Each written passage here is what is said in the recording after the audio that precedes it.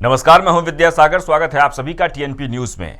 मध्य प्रदेश के मुख्यमंत्री शिवराज सिंह चौहान ने एक बार फिर से ऐलान किया है कि स्कूलों में गीता और रामायण के साथ हिंदू धर्म के तमाम पवित्र ग्रंथों की शिक्षा दी जाएगी। एमपी की राजधानी भोपाल में आयोजित एक कार्यक्रम में सीएम ने कहा कि हमारे रामायण, महाभारत, वेद, पुराण, उपनिषद अमूल ग्रंथ हैं। इन ग्रंथों में मनुष्य को नैतिक व संपूर्ण बनाने की क्षमता है। इन पवित्र ग्रंथों की शिक्षा देकर हम अपने बच्चों को पूर्ण और नैतिक बनाएंगे।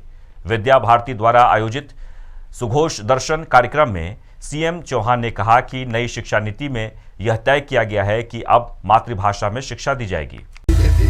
मुझे कहते हुए दुख होता है कि कुछ लोग इस देश में आज भी ऐसे हैं जिनको हमारी संस्कृति, हमारा जीवन दर्शन, हमारी परंपराएं, हमारे महापुरुष, हमारा अध्यात्म और धर्म, उनकी आलोचना करने में ही आनंद आता है। ऐसे लोग मूढ़ हैं।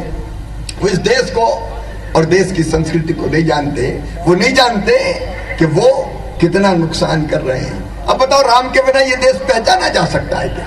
राम हमारे रोम रोम में रमे, राम हमारी हर सांस में बसे। राम के बिना ये देश जान ही नहीं जाता। आज भी गांव में हम एक दूसरे से मिलते हैं तो कहते हैं राम राम, जय राम जी की। अगर बीमार हो गया और शरीर में कष्ट होता है तो या तो माँ याद आती है या हे राम, हाय राम। वहीं उत्तर प्रदेश के प्रयागराज में आज यानी मंगलवार को विश्व हिंदू परिषद के मार्गदर्शक मंडल की बैठक होने वाली है। प्रयागराज के माघ मेले में दोपहर 3 बजे से मार्गदर्शक मंडल की बैठक होगी। यह बैठक कल होने वाले संत सम्मेलन का एजेंडा तय करने के लिए हो रही है। बैठक में प्रमुख संतों के साथ ही विश्व हिंदू परिषद के पदाधिकारी भी शामिल होंगे। कल 25 जनवरी को माघ मेले में संत सम्मेलन का आयोजन होगा। इस संत सम्मेलन में शंकराचार्य के साथ ही देश भर के 500 से ज्यादा संतों को आमंत्रित किया गया है।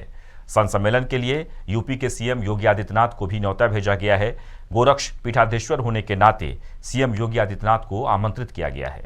वहीं रोहतक के सुनारिया जेल से तीसरी बार 40 दिन की पैरोल लेकर बरनावा आया डेरा सच्चा सौदा प्रमुख राम रहीम एक बार फिर से सुर्खियों में है।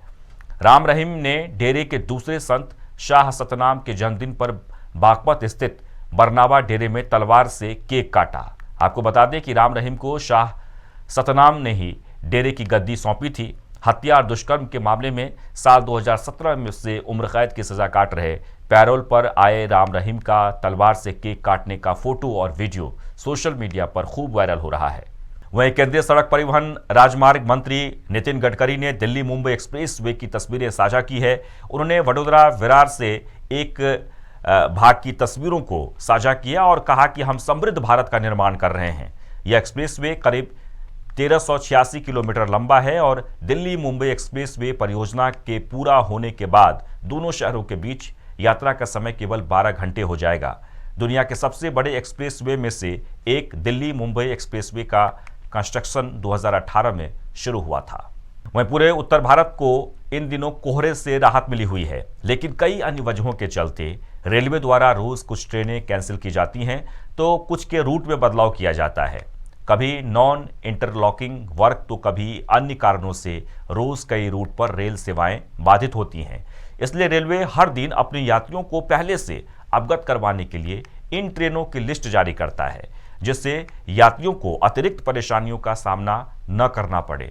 भारतीय रेलवे ने मंगलवार यानी 24 जनवरी को अब तक 275 ट्रेनों को रद्द कर दिया है, जबकि कुछ ट्रेनों को आंशिक तौर पर कैंसिल एवं शेड्यूल भी किया गया है।